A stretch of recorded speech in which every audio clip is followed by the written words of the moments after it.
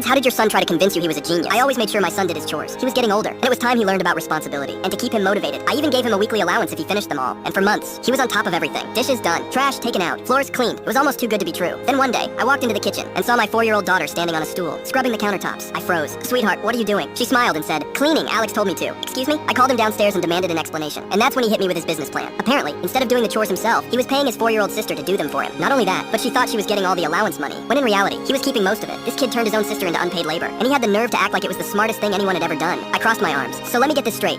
You're outsourcing your chores and underpaying your own sister. He nodded. It's called business. Dad, I took a deep breath and stared at him. This kid was running a whole underground operation in my own house. And the worst part, it was working. I sighed. I couldn't even be mad. I walked over, patted him on the shoulder, and said, yeah, you're gonna be rich one day. Then I turned to his sister and said, you're getting a raise. I've never seen someone panic so fast. His jaw dropped. Wait, what? I smiled. In fact, from now on, I'm paying her directly. He shot up from his chair. No, you can't do that. I shrugged. I don't know. Son, it's just business. He hated me for a week. But hey, at least he learned how harsh business can be.